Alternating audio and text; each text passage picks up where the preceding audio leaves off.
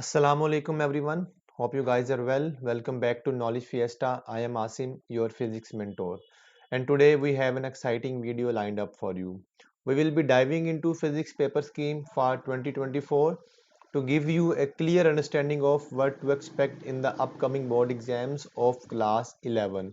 We will break down the marking scheme, highlight the important chapters, and provide the valuable insights to help you prepare effectively. We will also discuss a model paper of physics class 11 which is taken from official website of बाइस लाहौर. कुछ चीज़ें हैं जो कि आपको समझना, उसको ज़हन-नशीन करना, उनको उनके बारे में अवेयर होना बहुत ज़रूरी है. So if you are gearing up for the board exams or just curious about the new paper pattern, you are in the right place. So are you guys ready? Let's clarify the details and set the stage for the success. Let's get started.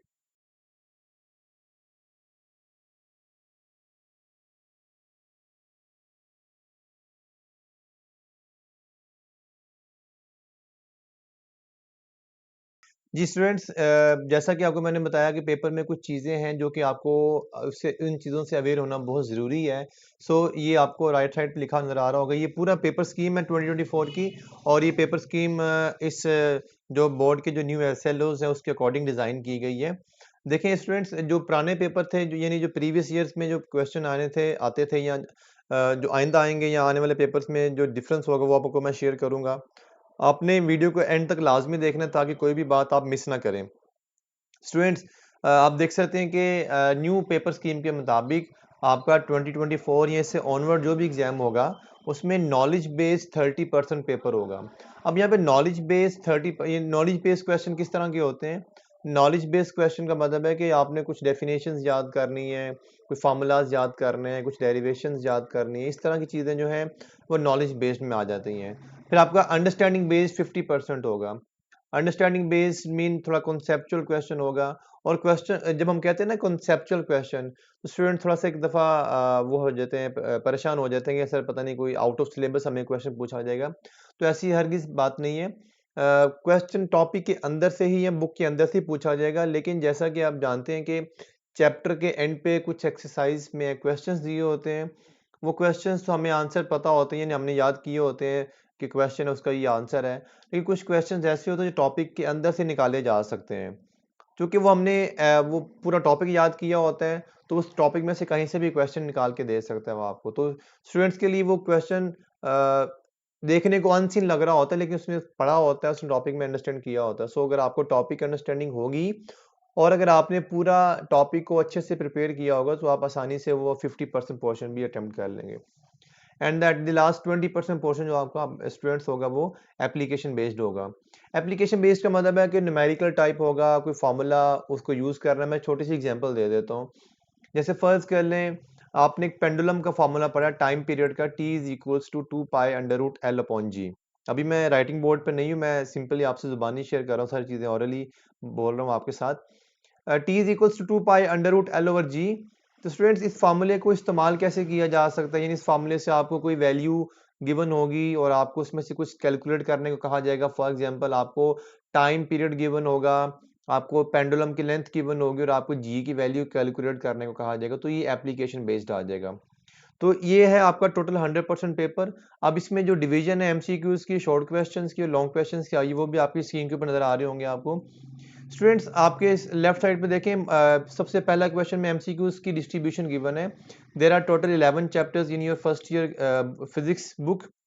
और इनकी जो MCQs की division है वो ऐसे है कि chapter 1 में से 2, चैप्टर 2 में से 2, 3 में से 2, 4 में से 1, 5 में से 2, 6 में से 1, 7 में से 1, 8 में से 2, 9 में से 1, 10 में से 1, 11 में से 2. आप ये चीज़ नोट कर सकते हैं या एटलीस्ट आप स्क्रीनशॉट ले सकते हैं इस वीडियो का, ताकि आपके पास सेव हो जाए. देर आर टोटल 17 एमसीक्यूज और इन 17 एमसीक्यूज के लिए स्टूडेंट्स आपको 20 मिनट्स मिलेंगे और आपको 20 मिनट्स में 17 एमसीक्यूज अटेम्प्ट करना होंगे. एक छोटी सी कंफ्यूजन या बच्चे याद रखिएगा कि अक्सर स्टूडेंट्स ये समझ लेते हैं कि शायद 17 एमसीक्यूज के लिए हमें 30 मिनट्स यानी कि हाफ एन आवर मिलेगा. स्टूडेंट्स, ऐसा हरगिज नहीं है. प्लीज इस चीज को अच्छे से नोट कर लीजिएगा. आपको 17 एमसीक्यूज फिजिक्स के करने के लिए 20 मिनट्स मिलेंगे. तो आपको 20 मिनट्स में ही 17 MCQs हर सूरत में अटेम्प्ट करना होंगे। 20 मिनट्स के बाद आपसे पेपर वापस ले लिया जाएगा, देन आपको सब्जेक्टिव पोर्शन दे दिया जाएगा। अब आते हैं सब्जेक्टिव पोर्शन के ऊपर। सब्जेक्टिव पोर्शन में जो सबसे पहला पार्ट होगा वो शॉर्ट क्वेश्चंस का होगा, which consist of 3 questions, question number 2, question number 3, question number 4। ये तीनों क्वेश्चन जो होंगे वो शॉर्ट क्वेश्चंस के होंगे। जैसा कि आपके सामने ये शॉर्ट क्वेश्चंस की डिस्ट्रीब्यूशन भी लिखी हुई है और उनकी मार्क्स की डिवीजन भी लिखी हुई है। क्वेश्चन नंबर 2 16 मार्क्स और 3 भी 16 मार्क्स का होगा। क्वेश्चन नंबर 4 12 मार्क्स का होगा।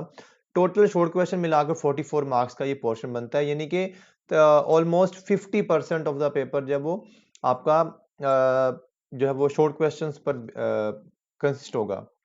अब स्टूडेंट्स इसमें जो क्वेश्चन नंबर 2 में चैप्टर की पेयरिंग है, मतलब किन किन चैप्टर्स के कितने कितने शॉर्ट क्वेश्चंस आएंगे। स्टूडेंट्स लिखा हुआ है चैप्टर नंबर 1 2 3 एंड 4, यानी फर्स्ट 4 चैप्टर्स में से क्वेश्चन नंबर 2 में आने वाले क्वेश्चंस होंगे। और यहाँ पे मैंने 2 तरह के क्वेश्चंस लिखे हैं। आप देखें जरा, कुछ मैंने हेडिंग दी है एक्सरसाइज की और कुछ मैंने दी है इनसाइड चैप्टर की। ये जो एक्सरसाइज वाले का मतलब है कि जैसे क्वेश्चन एक्सरसाइज में एज इट इज आपको बोर्ड में आ जाएगा, आपको उसका आंसर ऑब्वियसली आपने याद किया होगा इंशाल्लाह। इनसाइड चैप्टर का मतलब यहाँ पर है कि जो आपको चैप्टर के अंदर से क्वेश्चन आ जाएगा, जो कि एक्सरसाइज में एज इट इज मौजूद तो नहीं होगा, लेकिन आपने अगर टॉपिक याद किया होगा, पूरे चैप्टर को थॉरोली प्रिपेयर किया होगा, तो आप वो क्वेश्चन भी कर लेंगे। सो यूं कह लें कि आप ये जो इनसाइड चैप्टर, ये कॉन्सेप्चुअल क्वेश्चंस हैं जो आपको करने हैं। तो स्टूडेंट्स इनकी डिवीजन आपके सामने है। चैप्टर 1 में से टोटल 4 शॉर्ट क्वेश्चंस आने हैं, जिसमें से 2 questions from exercise and 2 from inside chapter. और इसी तरह से चैप्टर 2 में से 2 from exercise, 1 from chapter inside chapter, 3 में से 2 from exercise, 1 from inside chapter and 4 में से 1 from exercise and 1 from inside chapter. There are total 12 short questions, out of which you have to attempt 8 questions. आपको 8 ही attempt करने हैं students. इस हिसाब से अगर देखा जाए तो अगर आप सिर्फ 1 2 3 4 की एक्सरसाइज कर लें, जस्ट एक्सरसाइज कर लें और कुछ भी ना करें। वैसे स्टूडेंट्स ये मैं उन बच्चों के लिए बोल रहा हूँ स्पेसिफिकली जिनकी जो प्रिपरेशन है वो ऑलमोस्ट ज़ीरो है, उन्होंने जस्ट पास होना होता है। तो उनको ये मैं टिप्स दे रहा हूँ साथ साथ कि अगर आपके पूरा चैप्टर आपको नहीं आता, आपने पढ़ा नहीं हुआ किसी प्रॉब्लम की वजह से या अपनी लापरवाही की वजह से या अपनी गलती की वजह से, जो भी प्रॉब्लम है, अगर आप जस्ट एक्सरसाइज 1 2 3 4 की कर लें तो आप you will be able to attempt 7 short questions from question number 2। Total 8 attempt करने हैं, तो अगर आप चैप्टर भी करेंगे तो ऑब्वियसली वो भी हो जाएगा। तो आपके सिर्फ एक्सरसाइज के 7 शॉर्ट क्वेश्चन हो जाएंगे, एक आपका रह जाएगा अगर आपने चैप्टर प्रिपेयर नहीं किया। So let's move towards question number 3। It also contain 16 marks. इसमें भी 12 क्वेश्चन होंगे, जिसमें से आपको 8 अटेम्प्ट करने हैं और चैप्टर्स की जो पेयरिंग है वो है 5 6 7 8। जी स्टूडेंट्स, इसमें देखा जाए तो चैप्टर 5 के 4 शॉर्ट क्वेश्चंस है, 2 from exercise, 2 from inside chapter. Chapter 6 में से 2 शॉर्ट क्वेश्चंस है, 1 from exercise and 1 from inside chapter. Chapter number 7 में है 2 from exercise and inside chapter 1। Total 3 short question chapter 7 में से हैं। क्वेश्चन नंबर 8 जो है उसमें से भी 3 शॉर्ट क्वेश्चंस हैं, 2 from exercise, 1 from inside chapter. Students इसमें भी अगर आप जस्ट एक्सरसाइज के शॉर्ट क्वेश्चंस कर लेते हैं तो 2 4 6, इसमें भी आपको 7 शॉर्ट क्वेश्चंस अटेम्प्ट कर सकेंगे। 7 short questions from question number 2, 7 short question from question number 3। Total 14 short question हो गए जस्ट एक्सरसाइज के। 14 टू द 2 क्वेश्चंस का मार्क 2 मार्क्स होते हैं हर क्वेश्चन के, तो 28 मार्क्स, और आपके पासिंग मार्क्स भी 28 ही हैं। तो स्टूडेंट्स जस्ट एक्सरसाइज के शॉर्ट क्वेश्चंस को अच्छे से प्रिपेयर कर लें आप, तो इंशाल्लाह आप फेल नहीं होंगे, पास हो जाएंगे। ये मैं उन स्टूडेंट्स के लिए कह रहा हूँ जिनकी प्रिपरेशन बिल्कुल ज़ीरो है और जो एग्जाम से 1 दिन पहले या 2 दिन पहले मेरी वीडियो देख रहे हैं और वो परेशान है कि हम कैसे बोर्ड में पास होंगे। तो स्टूडेंट्स आपने इन चैप्टर्स के जस्ट एक्सरसाइज के शॉर्ट क्वेश्चंस कर लेने हैं। Come to question number 4, it contains 12 marks. इसमें से 9 शॉर्ट क्वेश्चन होंगे, इसमें से आपको 6 अटेम्प्ट करना होंगे एंड पेयरिंग इज 9 10 11, यानी 9 10 लास्ट 3 चैप्टर्स हैं and 3 question from each, 2 2 2 from exercise and 1 1 1 from inside chapter. So total students अगर आप जस्ट कर लें एक्सरसाइज, पूरी बुक के एक्सरसाइज के शॉर्ट क्वेश्चंस कर लें, तो आपके 7 7 और 6 मिलके ही हो जाते हैं 20 short questions and 20 to the 40 marks का पेपर आपका just from exercise short question से अटेम्प्ट हो जाएगा। लेकिन स्टूडेंट्स ये इसमें एक चीज़ मैं प्लीज क्लियर कर दूं कि ये जो मैंने स्कीम बनाई है अपने एक्सपीरियंस से, और जो मॉडल पेपर अभी जो भी मैं आपसे डिस्कस करूंगा, आपके सामने शेयर भी करने वाला हूँ इस स्कीम के फौरन बाद, उसको भी देखेंगे, उसको वेरीफाई भी कर लेंगे। लेकिन इसमें 19-20 का फर्क हो सकता है, स्टूडेंट्स याद रखिएगा। जैसे 19-20 का फर्क मतलब क्या, मैं जरा एग्जांपल से समझा देता हूँ। फॉर एग्जांपल मैंने लिखा हुआ है chapter number 5, suppose 2 question from exercise and 2 question from inside chapter. वैसे इंशाल्लाह ऐसे ही होगा, ये ऑथेंटिक, बिल्कुल ऑथेंटिक आपकी मार्किंग स्कीम या पेपर स्कीम है।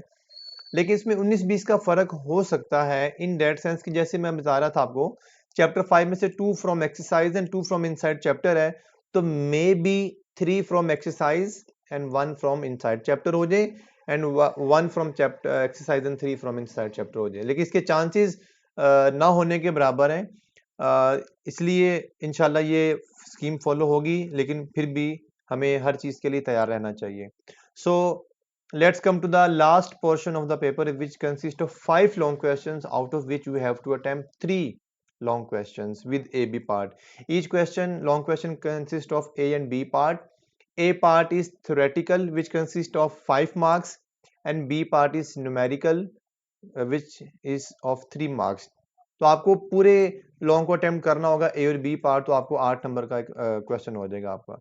स्टूडेंट्स की पेयरिंग स्कीम कुछ इस तरह से है कि क्वेश्चन नंबर 5 का ए और B part chapter 2+3, question number 6 का ए बी पार्ट 4+8 चैप्टर में से, क्वेश्चन नंबर 7 का A B part question chapter 5+7 में से, क्वेश्चन नंबर 8 का ए बी पार्ट चैप्टर 6+11 में से, क्वेश्चन नंबर 9 का A B part chapter number 9+10 में से।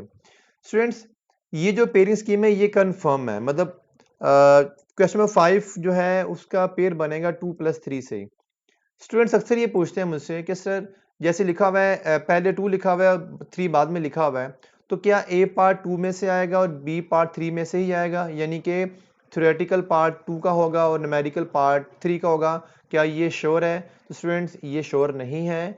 ये 2+3 का मतलब है कि इसमें से पूरा लॉन्ग क्वेश्चन होगा। If theoretical part is from 2, then numerical will be from chapter 3, and if the theoretical part is from chapter 3, then the numerical will be from chapter number 2. आपको दोनों चैप्टर्स को फुली प्रिपेयर करना है। Please ऐसा मत कीजिएगा कि chapter 2 की जस्ट थियोरेटिकल पार्ट्स कर लें और चैप्टर 3 के जस्ट न्यूमेरिकल्स कर लें, तो फिर आपकी लक है कि आपको ऐसे ही पेपर में आ जाए कि 2 का थ्योरेटिकल 3 आ जाए, 3 का न्यूमेरिकल आ जाए, देन तो ओके है। बट अगर आपकी उल्टा हो गया, 3 में से थ्योरी आ गई, 2 में से न्यूमेरिकल आ गया, तो आपका पूरा का पूरा लॉन्ग क्वेश्चन ज़ाया हो जाएगा। सो हमें रिस्क पे नहीं जाना, हमें 2+3 पूरा का पूरा अटेम्प्ट करना है या प्रिपेयर करना है with theoretical part and numerical parts. Students अब मैं एट द एंड आपको ये बताता चलूं कि आपको करना कौन कौन से चैप्टर्स को करना चाहिए for long questions. I suggest कि आप पहले 3 पेयर करें, 2+3, 4+8, 5+7। ये सजेशन है मेरी, आप अपनी तैयारी के मुताबिक देखें कि आपको कौन से चैप्टर ज़्यादा इजी लगते हैं। लेकिन मोस्टली जो पहले 2 पेयर है ना, चैप्टर 2+3, 4+8, ये तो ऑलमोस्ट 8 में सम टाइम बच्चों को थोड़ा प्रॉब्लम होती है, थोड़ा लेंथी चैप्टर है वेव्स वाला। बहरहाल आप कोशिश करें बेटा कि पहले 2+3, 4+8 लाजमी करें। देन इसके बाद अगर आपको 5+7 जो कि ज़्यादा मैथमेटिकल है, अगर आपको वो आसान लगे वो करें। 6+11 अगर आप करना चाहते हैं, 6 चैप्टर बहुत छोटा सा है, उसका फ्लूइड डायनामिक्स का चैप्टर 11 है आपका, हीट एंड थर्मोडायनामिक्स का। सो जिसको जो पेयर इजी लगता है वो करें। एटलीस्ट आपको एटलीस्ट 3 पेयर लाजमी करने हैं। स्टूडेंट्स अगर मैं आपसे ये कहूं कि 2+3, 4+8 और 5+7 अगर आप ये कर लें, यानी कि आप यूं करें, स्टूडेंट्स ऐसा कर लें 2+3, 4+8, 5+7, अगर आप ये 6 chapters sorry 6 chapters completely prepare कर लें, long questions, exercise, short questions and numerical, उसमें से कोई भी टॉपिक स्किप नहीं करना। मतलब ऐसा नहीं करना कि जी हम 6 चैप्टर्स कर रहे हैं उसमें से भी आप सिलेक्टिव टॉपिक्स कर रहे हैं कि ये चैप्टर इंपॉर्टेंट है, ये टॉपिक इंपॉर्टेंट है, ये टॉपिक इंपॉर्टेंट नहीं है, तो ये ऐसा हरगिज नहीं करना। अगर आप जस्ट 6 चैप्टर, ये मैं स्टूडेंट्स के लिए बता रहा हूँ जो ज़रा एवरेज हैं, जिनकी तैयारी थोड़ी बहुत है लेकिन वो पूरी बुक प्रिपेयर नहीं कर सकते, तो वो एटलीस्ट प्रिपरेशन करके मैक्सिमम मार्क्स हासिल कर सकते हैं।